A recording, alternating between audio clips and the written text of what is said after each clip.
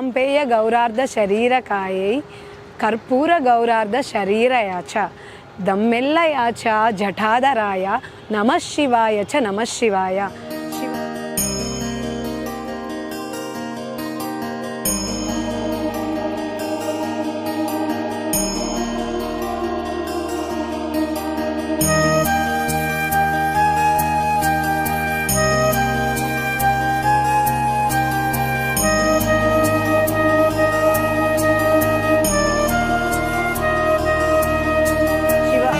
మన అర్ధనారీశ్వర స్తోత్రం. అర్ధనారీశ్వరులు అంటే కేవలం సగం సగం రూపంతో ఉన్న దేవుడనే కాదండి, వాళ్ళిద్దరూ వేరు వేరు కాదు ఒకటే అని, భార్యాభర్తలు అనేది ఒక్కటే అని చెప్పి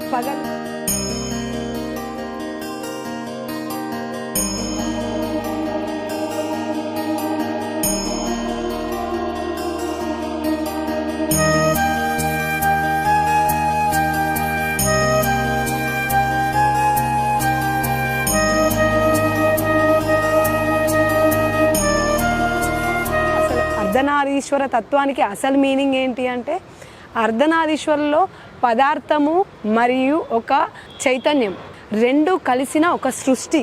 ఈ అర్ధనారీశ్వర తత్వాన్ని మనం చూసి నేర్చుకోవాల్సింది, చేయాల్సినవి చాలానే ఉన్నాయి కదా. సో మనకి ఇప్పుడు మనము ఆడవాళ్ళు మగవాళ్ళతో సమానమని మనం అనుకుంటున్నాం, కానీ పరమేశ్వరుడు ఎప్పుడో ఆడవాళ్ళు తక్కువ కాదు సమానులు అని చూపించారు. సో ఈ అర్ధనారీశ్వర తత్వానికి రూపాన్ని ఇస్తూ ఇక్కడ ఒక టెంపుల్ని మనం చూపించబోతున్నాం అనమాట.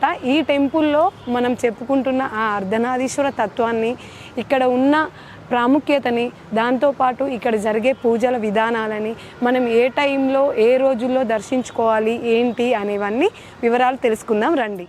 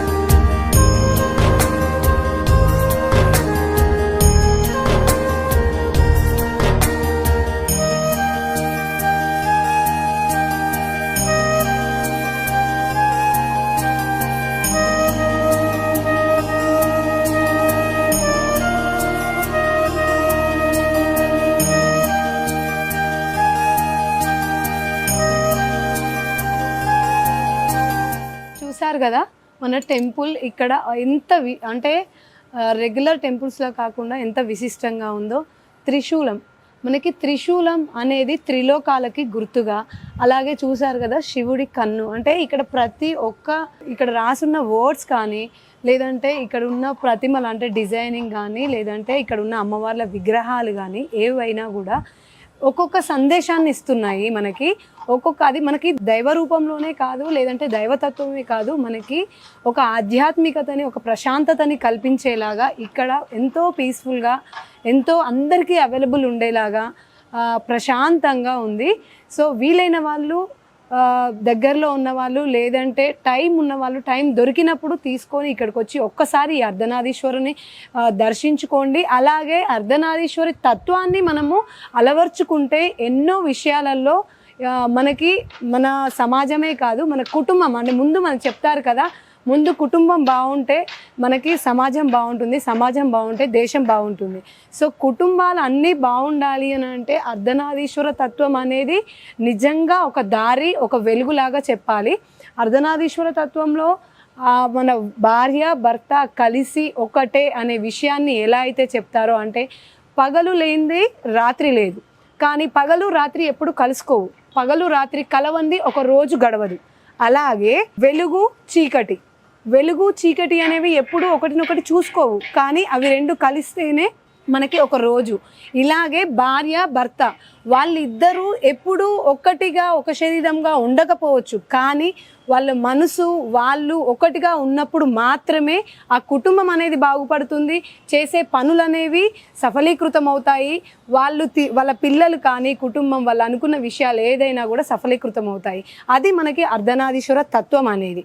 కాబట్టి మనం ఈ అర్ధనారీశ్వర తత్వాన్ని గుర్తుపెట్టుకొని ఈ అర్ధనారీశ్వరుని కనుక వేడుకుంటే ఖచ్చితంగా మీరు అనుకున్నవన్నీ నెరవేరుతాయని చెప్తున్నారు.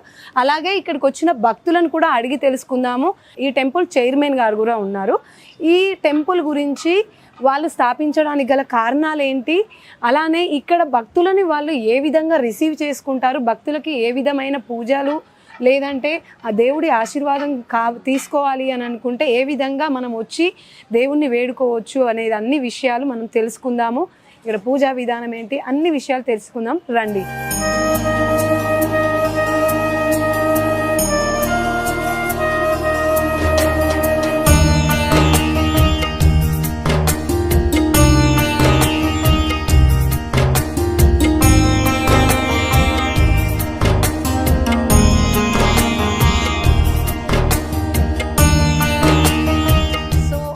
ఈరోజు మనం అర్ధనారీశ్వరి గుడికి వచ్చాం కదండి. సో ఇక్కడ చైర్మన్ గారు మహిపాల్ సార్ గారు ఈసారి ఈ గుడి గురించి, గుడి విశిష్టత గురించి, ఇక్కడ ఉన్న దేవుడి విగ్రహాల గురించి కానీ ఏదైనా వారి మాటల్లో ఒకసారి అడిగి తెలుసుకుందాము.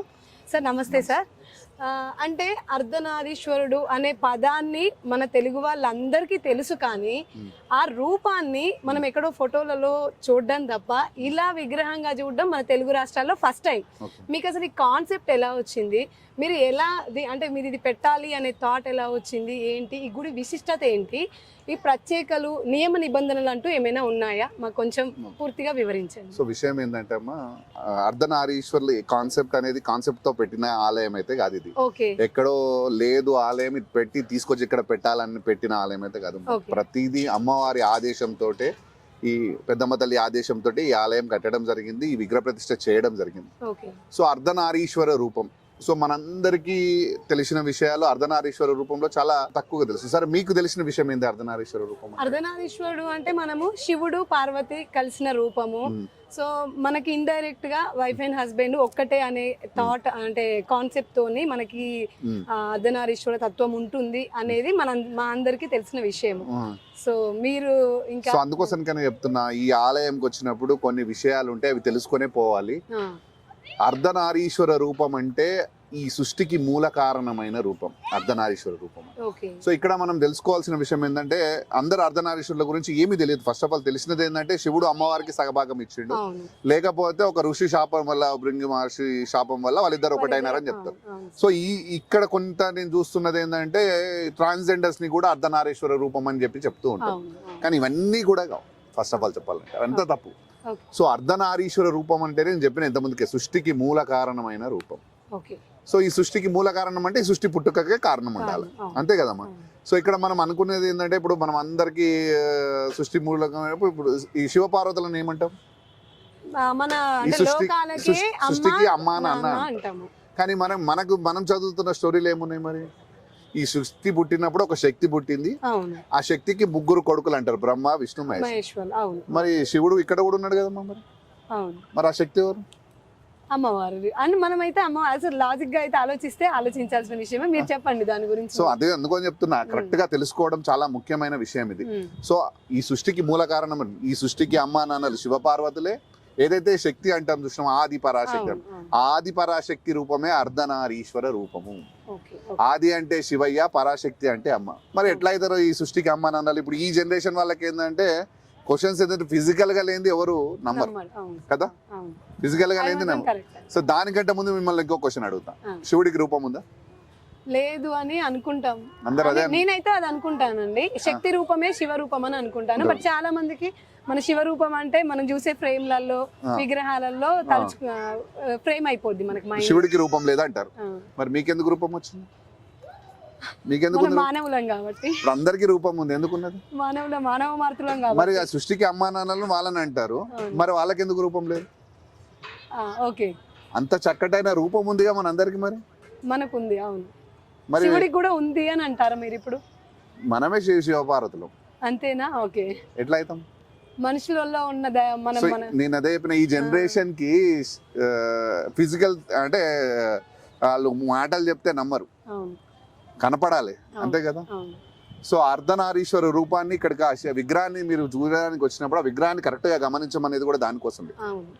సో వాళ్ళలో ఉన్న శరీర భాగాలు మనందరిలో ఉంటాయి.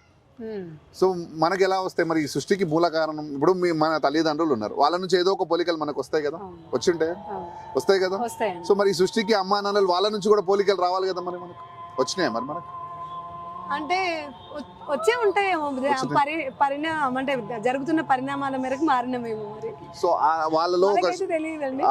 సరే ఇది వదిలేసాడు. ఆ అర్ధనారీశ్వర రూపంలో ఉన్న శరీర భాగాలు మీలో ఉన్నాయి, నాలో ఉన్నాయి, ప్రతి ఒక్కరిలో ఉన్నాయి. మనిషి రూపంలో ఎలా ఉన్నాయి? వాళ్ళే సృష్టికి మూలం కాబట్టి. సో ఫిజికల్ గా కనపడతాయి. ఇప్పుడే చెప్తా మీకు 2 నిమిషాల్లో. సో మీ శరీరంలో కొన్ని తేడాలు ఉంటాయి, మనకు బాడీలో కొంచెం డిఫరెన్సెస్ ఉంటాయి. ఎప్పుడైనా గమనించిరా? అవును, మనిషికి ఒక టైప్ ఆఫ్ బాడీ, ప్రతి మనిషిలో ఉంటాయి అవి తేడాలు. ఎలా ఉంటాయి అంటే మీరు అంటే కామన్ గా ఉండే తేడా అంటున్నారు? బాడీలో శరీరంలో కొన్ని చాలా తేడాలు ఉంటాయి. అవును, ఫిజికల్ గా అంటే వెయిట్ లో గానీ హైట్ లో గానీ అలాంటివి మన రూపంలో కాదు. ఇప్పుడు చెప్తాను, గుణంలో. ఇప్పుడు చెప్తా, మీరు గమనించండి. చెప్పండి. కుడి పక్కన బలంగా ఉంటారా మీరు? అవును. ఎడమ పక్కన కొంచెం తక్కువగా ఉంటారు. కుడితో పోల్చుకుంటే మన అందరి సైజెస్ ఎడమ పక్కన తేడా ఉంటాయి. ఎప్పుడైనా గమనించారా? అవును, బ్యాంగిల్స్ వేసుకునేటప్పుడు బాగా తెలుస్తుంది నాకు. ఇంకా అర్థం కాలేదా? Okay okay. సో శివుడు పార్వతి అన్నమాట, ఒక సైడ్ శివుడు ఒక సైడ్ పార్వతి. సో మిమ్మల్ని మిడిల్ నుంచి డివైడ్ చేస్తే కుడి పక్కన శివయ్య భాగం అయితే ఎడమ పక్కన అమ్మవారి భాగం. కొత్తగా తెలుసుకున్నామండి మన భక్తి ఛానల్ వాళ్ళకి. నిజంగా మనలోనే శివ పార్వతులు ఉన్నారు అని ఇది ప్రూఫ్. మరి సృష్టికి అమ్మా నాన్నలు అయినప్పుడు వాళ్ళ పోలికలు మనకు రావాలి కదా. మీ శరీరమే నిదర్శనం. ఈ సృష్టికి అమ్మా నాన్నలు ఆ శివపార్వతులు అని చెప్పడానికి మీ శరీరమే నిదర్శనం. అవును. సో ఇంకేముంది, ఈ సృష్టికి అమ్మా నాన్నలు వాళ్ళే. సో మరి శివపార్వతులు, మరి దేవుడు ఎక్కడ ఉన్నాడు అనుకుంటారు మీరు? అంతా దేవుడిని మొక్కుతా ఉంటాం, మనం పోతూ ఉంటాం, ఎక్కడెక్కడో పోతుంటాం. దేవుడు ఎక్కడ ఉంటాడు? నమ్మిన వాళ్ళకైతే మనసులోనే ఉంటాడు. ఎట్లా తెలుస్తుందా? తెలియదు. తెలియదా? తెలియదు. మీకు రోజు కనపడుతుంటాడు దేవుడు. మనం చేసే మంచిలోనే మనకి దేవుడు ఉన్నాడు అని నేనైతే అనుకుంటారు కదా. సో నీకు ప్రతిరోజు మీకు దేవుడు కనపడుతూ ఉంటాడు. ఇప్పుడు మీరు ఎవరికైనా అబద్ధం ఆడినా, మోసం చేసినా లోపలికి లిమిటెడ్ గా ఒక హెచ్చరిస్తుంటారు. అదే దేవుడు. అదే మీ లోపలనే ఆ శివపార్వతులు కూర్చొని మిమ్మల్ని గమనిస్తూ ఉన్నారు. సో ప్రతి క్షణం మీ ఆలోచన, ప్రతి ఆలోచన కూడా ఆయన చూస్తూ ఉన్నాడు. మీ లోపలనే ఆ దేవుడు ఉండి ప్రతి క్షణం నిన్ను హెచ్చరిస్తూనే ఉంటాడు నువ్వు తప్పు చేసినప్పుడల్లా. సో అది నువ్వు గుర్తించకుండా ఎక్కడెక్కడో దేవుడు ఉన్నాడని పోతూ ఉంటారు. ఇప్పుడు నీకు ఏదైనా అవసరం ఉందనుకోండి, చాలా క్రిటికల్ సిచ్యువేషన్ ఉన్నారు, ఎవరో ఒకరు మీ ఫ్రెండ్ వచ్చి నీకు సహాయం చేస్తే ఏమంటారు మీరు? దేవుడు ఎక్కడ ఉన్నాడు? మనలోనే. సో నువ్వు ఏదైనా సరే మన దగ్గర, మన లోపలనే దేవుడు ఉంటాడు. నీ ఆలోచననే దేవుడు నిన్ను తయారు చేస్తాడు. ఇప్పుడు నైవేద్యం పెట్టారు, ఆ దేవుడికి అన్నం అక్కడ పెట్టొచ్చారు. ఇప్పుడు ఆ దేవుడు తిన్నాడా? మళ్ళీ ఎవరు తింటున్నారు? ఇప్పుడు అందరూ మళ్ళీ మనమే ప్రసాదం తింటున్నాం కదా. సో దేవుడు ఏం చెప్తున్నాడు మనకు? మన కోసం కాదు, మన దగ్గర ఉన్నది నలుగురి కోసం చేయమని చెప్తున్నాడు. సో అదే అదే కాన్సెప్ట్ ఇక్కడ మీకు పెట్టడానికి స్ఫూర్తినిచ్చింది అంటారు. స్ఫూర్తిని కాదు, మాకు అమ్మవారు చెప్పిందే అది. ఓకే. సో దేవుడు అనేటోడు మన లోపల ఉన్నాడు, అది నువ్వు గుర్తించుకొని నువ్వు చేయాల్సిన పనిని నువ్వు చేసుకుంటూ ముందు, అదే అర్ధనారీశ్వర రూపం, నువ్వే దేవుడు అని నేను అంటాను. కానీ చాలా వివరంగా మాకు అర్థమయ్యేలాగా అంటే మీకు కన్విన్స్ అయ్యేలాగా చెప్పారు. ప్రతి ఒక్క యూత్ కి కూడా కరెక్ట్ ఆన్సర్ ఇచ్చారు. సో మనకి ఈ గుడి టైమింగ్స్ కానీ నియమ నిబంధనలు అంటూ ఏమైనా ఉన్నాయా సార్ దీనికి? సో ఇక్కడ ఎటువంటి నిబంధనలు లేవు. ఓకే. వీళ్ళు రావద్దు, ఆ టైంకి రావద్దు, ఆడపిల్లల పీరియడ్స్ ఉంటే రావద్దు, ఇక ఇట్లాంటి నిబంధనలు ఇక్కడ ఏమి ఉండవు. ఎవరైనా రావచ్చు. పీరియడ్స్ అనేది తప్పే లేదు, ఎవరైనా రావచ్చు, ఎవరైనా దర్శనం చేసుకుని పోవచ్చు, అది తప్పే కాదు అసలు పీరియడ్స్ అనేది. ఓకే. ఎటువంటి పొద్దున 6 to 1 వరకు ఉంటుంది, మళ్ళీ 5:30 to 9 వరకు ఉంటుంది. ఓకే. సో ఇక్కడ అంటే ప్రత్యేక పూజలు అట్లాంటి ఏమైనా ఉంటాయా? ఎటువంటి పూజలు ఇక్కడ చేయరు. ఓకే. ఎటువంటి పూజలు మనుషులకు సంబంధించిన పూజలు ఇక్కడ జరగవు. ఓకే. ఇక్కడ జరిగే పూజలు ఆ శివపార్వతులకు, ఆ పెద్దమ్మ తల్లికి, ఆ చిన్నమ్మ తల్లికే జరుగుతూ ఉంటాయి. కానీ ఇక్కడ మనుషులకు సంబంధించిన శాంతులు కానీ లేకపోతే నవగ్రహ పూజలు కానీ ఇట్లాంటి హోమాలు అట్లాంటి హోమాలు ఇక్కడ జరగవు. ఇక్కడ ఏది జరిగినా ఆ శివపార్వతులకు వాళ్ళకు మాత్రమే జరుగుతాయి. లోక కళ్యాణార్థం మాత్రమే ఈ గుళ్ళో ఈ పూజలు జరుగుతూ ఉంటాయి. సో మాకు నిజంగా హైదరాబాద్లో మన అర్ధనారీశ్వర టెంపుల్ ఉండడం అనేది మాకు కూడా చాలా హ్యాపీగా ఉంది. చూడడానికి కూడా కన్నుల పండుగగా ఉంది.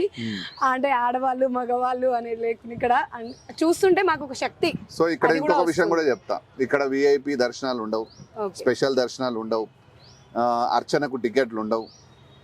సో ఇక్కడ ఎటువంటి డొనేషన్ యాక్సెప్ట్ చేయం.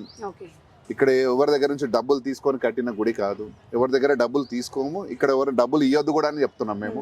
మీరు ఎక్కడ ఏదైతే ఈ దేవుడికి మొక్కుకొని ఏదైనా మీకు మంచి జరిగి ఉంది అనుకోండి, ఆ డబ్బులు తీసుకెళ్లి బయట లేని వాళ్ళకి సహాయం చేయండి. వాళ్ళకి సహాయం చేస్తే దేవుడు మీకు అదే పని చెప్తున్నాడు. మీ దగ్గర ఉన్నది ఎక్కడ తీసుకొచ్చి దేవుడు ఉండిలో ఏమని చెప్పట్లే, తీసుకెళ్లి ఆ డబ్బులని నలుగురికి సహాయపడేలా చేయమని చెప్పి మేము చెప్తున్నాం. ఆ దేవుడు మెయింటెనెన్స్ అంతా మీరే చూస్తారు? అంతా మేమే చూస్తాం. చాలా సంతోషం సార్. ఇలాంటి థాట్స్ తోని ఒక గుడి రన్ అవుతుంది ఇక్కడ అని అంటే అసలు నిజంగా లోక కళ్యాణం కోసం అన్నట్లుగానే ఉంది. ఇక్కడ ఏదో పూజ కూడా జరిపిస్తున్నట్టున్నారు. సో ఇది 9 సోమవారాలు రుద్రపారాయణము ప్లస్ శివశక్తి ఆరాధన జరుగుతుంది. ఇప్పుడు 6:30 నుంచి ప్రతి సోమవారం. ఇది శివరాత్రి నెక్స్ట్ డే ఎండ్ అవుతుంది. ఇప్పుడు ఇది 7th వీక్. ఇప్పుడు ఇంకో 2 వీక్స్ ఉంటుంది. ఈ రుద్రపారాయణంలో అందరూ కూడా పార్టిసిపేట్ చేయవచ్చు. భక్తులు కూడా ఎవరైనా కూర్చొని పక్కన వాళ్ళు పూజ చేసేటప్పుడు, వాళ్ళిద్దరికి పూజ జరిగేటప్పుడు అది చేయవచ్చు. ఓకే, చాలా సంతోషం సార్. చూసారు కదా ఇక్కడ గుడి కూడా అంత విశిష్టంగా, అంటే శివపార్వతుడు ఎక్కడో లేరు, మనలోనే ఉన్నారు. దేవుడు కూడా ఎక్కడో లేడు, మనతోనే ఉన్నాడు. మనం చేసే ప్రతి పనిని ఆ విషయాన్ని గుర్తుపెట్టుకొని మనం రోజువారీ జీవితంలో నడుచుకుంటే ఆ దైవ బలం అనేది మనకి ఎప్పుడూ ఉంటుంది. సో అది కూడా ఇక్కడ మనకి ప్రూవ్ అయిపోయింది. సో మరి మనం కొంతమంది భక్తులను కూడా ఇక్కడ వచ్చే భక్తులని వాళ్ళ ఇంట్రెస్ట్ అంటే ఇక్కడికి ఎందుకు వస్తున్నారు, వాళ్ళ ఫీడ్బ్యాక్స్ ఏంటి అనేది ఒకసారి అడిగి తెలుసుకునే ప్రయత్నం చేద్దాం. సార్ ఇంకొక విషయము, మనం ఇక్కడ అమ్మవారిని గుడి చూస్తుంటే గుడి చుట్టూ కూడా అంటే డిఫరెంట్ టైప్ ఆఫ్ అమ్మవారి విగ్రహాలు ఉన్నాయి, కింద పేర్లు కూడా ఉన్నాయి. అంటే అవన్నీ వాటి ఏంటి అనేది ఒకసారి, అండ్ ఇక్కడ కూడా ఇవన్నీ రాసి పెట్టి ఉన్నాయి మనకి ఆ విగ్రహాలు, అంటే ఆ చిత్రాలతో పాటు అతను శివం ఆమె శక్తి అని ఇలా మంచిగా మనకి శివతత్వాన్ని తెలియజేస్తూ ఉన్న కొన్ని కొటేషన్స్ ఉన్నాయి. వీటి గురించి, ఈ అమ్మవార్ల గురించి ఏంటి అనేది ఒకసారి వివరించారు. సో ఇప్పుడు ఇక్కడ విషయం ఇది చూస్తే మీరు, అతను పుట్టుక లేనివాడు, ఆమె ప్రతి పుట్టుక మహాపురాణం ఉంది. అవును. ఇక్కడ మనకు శివుడికి ఎన్ని పురాణాలు ఉన్నాయి, ఒకటే పురాణం చదువుతాం మనం. ఆయన ఒకటేసారి పుట్టిండు, మళ్ళీ పుట్టలేదని చెప్తూ ఉంటారు మనకు పురాణాలు కూడా. అమ్మని మాత్రం ప్రతి పుట్టుక మహాపురాణం. ఇప్పుడు అమ్మవారి 9 అవతారాలు, 108 అవతారాలు, ఒక్కొక్క అవతారం మహాపురాణమే ఆమె. సో ఇది మనకు వర్తిస్తుంది. ఇప్పుడు ఇక్కడ ఉన్న మనం ఏదైతే ఉన్నామో, అతను పుట్టుక లేని వాడు. ఇప్పుడు నాన్నని తీసుకుందాం మనం. నాన్నకు నాన్నైనా, నాన్నకు తాత అయినా, నాన్నకు ముత్తాత అయినా, నాన్నకు మనవడైనా ఒకటే వంశం. నాన్న వంశం మారుతాడా? మారడు కదా. మరి అమ్మ అయితే మారిద్ది, ఇంకొక వంశం నుంచి అమ్మాయి మారిద్ది, ఇంకొక వంశం నుంచి అమ్మ వస్తుంది, ఆ వంశాన్ని అభివృద్ధి చేస్తుంది. అక్కడ ఒక ఆడపిల్ల మీలాంటి పిల్ల పుడితే ఇంకొక వంశానికి పంపిస్తాం. ఆమె మహాపురాణమే కదా, ఒక కుటుంబాన్ని పెంచుతుంది కదా. ఈ సృష్టిని పెంచుకుంటూ పోతున్న తల్లులు ఎవరో కాదు, మీరే అని చెప్పడానికి అదే నిదర్శనం. మరి తెలుసుకుంటే ఎన్ని మీనింగ్స్ దొరుకుతాయి. అవన్నీ మన అమ్మవారి ఇప్పుడు నవరాత్రులలో మనము పూజలు చేస్తూ ఉంటాం. ఆ నవరాత్రులకు సంబంధించిన 9 విగ్రహాలు, 9 రూపాలకు ఆ పేర్లు అవి. ఆమె సగం ఆయన సగం ఇద్దరు కలిస్తేనే ఈ ఈ జగం. జగం. సో ఇక్కడ ఇంత ముందుకే చెప్పిన మీకు మనలోనే ఆయన సగం ఆమె సగం అనేది చెప్పిన ఇంత ముందుకే. ఇప్పుడు ఇంట్లో కూడా అమ్మ నాన్నది సమర్థులత లేకపోతే పిల్లలు ఏ రకంగా మనం ముందుకు వెళ్తున్నాం. నాన్న చేసుకొని వస్తే అమ్మ ఇంట్లో మనకి ఏం కావాలో అన్ని చేసి పెడుతూ ఉంటది. సో అక్కడ అమ్మ లేకపోతే మిగతా పాట ఆగిపోయినట్టు, నాన్న లేకపోతే అదొక పాట. సో వాళ్ళిద్దరు కలిస్తేనే కదా ఒక జీవితం ముందుకు పోతుంది. ఒక పుట్టుకకు ఇంకొక పుట్టుక వస్తుంది, ఇంకొక మనిషి పుట్టుక జన్మ అనేది మొదలవుతుంది కదా. సో వాళ్ళిద్దరు కలిస్తేనే కదా ఈ సృష్టి ముందుకు పోతుంది. అవును, ఇద్దరు కలిస్తేనే ఈ జగం. అతను మాట ఆమె అర్థం. ఓకే. సో ఇక్కడ మనం అందరం అనుకునేది ఏంటంటే ప్రతిదీ కూడా శివుడు ఆజ్ఞ లేనిదే చీమైనా కుట్టది అని అంటుంటారు, కానీ అది తప్పు. కానీ కేవలం శివుడు మాటిస్తాడు అంతే, కానీ మొత్తం ఆ తల్లే చేస్తుంది. ఏ కోరికైనా ఏదైనా వెనకాల నుంచి ఆమెనే ఆయన్ని తీరుస్తూ ఉంటది. ఇప్పుడు నాన్న దగ్గరికి మీరు పోతారు, నాన్న దగ్గరికి పోయినా అన్ని ఏది అడిగినా ఇప్పుడు ఏముంటుంది, మీకు ఏదైనా అవసరం ఉందనుకోండి, ఎవరి దగ్గరికి వెళ్తారు, చక్కగా నాన్న దగ్గరికి పోతాడు. సో ఆయన ఏంటంటే వెనక ముందు ఆలోచించకుండా ఒప్పేసుకుంటాడు. కానీ ఫైనల్గా మళ్ళీ ఏంది, ఆయన మాట ఇచ్చినా పోతూ మళ్ళీ పిల్లలకి ఏం కావాలో అడుగుతున్నారు అమ్మనే. ఏదైనా మీ గురించి తెలుసుకొని ఏం కావాలనేది చెప్పేది మీ ఆమెనే కదా, అన్ని తీర్చేది తల్లి. అందుకోసనికేనే అతను మాట ఇచ్చినా ఆమెనే మళ్ళీ దానికి అర్థాన్ని ఇస్తుంది. ఓకే, మాట ఆయనైనా సరే అర్థం మాత్రం ఆమె. ఓకే, ఆమె పట్టు అతను విడుపు. సో ఇక్కడ నాన్న ఎట్లుంటాడు ఇంట్లో? అవును, కొంచెం స్ట్రాంగ్ గా. ఎంత అమ్మ మాట. ఇప్పుడు అమ్మ ఏదైనా, ఇప్పుడు మీరు ఏదైనా తప్పు చేసినారు అనుకోండి, సింపుల్ గా ఇప్పుడు మీరు ఏదైనా తప్పు చేసి చిన్న ఉన్నప్పుడు నాన్నకు ఆ క్షణంలో శివయ్యకు వచ్చినట్టు కోపం వస్తుంది. అవును, కానీ పెద్దగా ఆయన పట్టించుకోడు, సరే పిల్లలే కదా తప్పులు చేస్తుంటారు. కానీ అమ్మ తప్పు చేయనిస్తుందా? ఒక్కసారి తప్పు చేస్తే కూర్చోబెట్టి మళ్ళీ ఇంకోసారి తప్పు చేయకుండా కూర్చోబెట్టి నిన్ను సరిదిద్దేది ఆమెనే. నిన్ను పట్టుబట్టి కూర్చోబెట్టి నిన్ను మార్చేది ఆ తల్లి మాత్రమే. నాన్న ఎంత వదిలిపెట్టినా అమ్మ మాత్రం వదిలిపెట్టదు మనం. సో మన ఇంట్లోనే అందరు ఉన్నారు, ఆ శివపార్వతులు మన ఇంట్లోనే నడుస్తూ ఉంటారు. ప్రతిరోజు ఆ శివపార్వతుల తత్వంలోనే మనం బతుకుతూ ఉంటాం, కానీ అన్నీ మర్చిపోతాం అంతే. ఎన్ని అర్థాలు, ఇంత నిగూఢత ఇందులో ఉంది అనేది మళ్ళీ మేము ఒకసారి గుర్తు చేసుకున్నాం సార్. మా ప్రేక్షకులకు కూడా చాలా విషయాలు తెలిసిపోయినాయి ఈరోజు. చూశారు కదా అర్ధనారీశ్వర టెంపుల్, ఇక్కడ ఉన్న వర్డ్స్కి కూడా అంటే ఎంత ఎంత హిస్టరీ ఉంది, దాంట్లో ఎంత నిగూఢ అర్థం దాగి ఉంది అనేది తెలుసుకున్నాం కదా.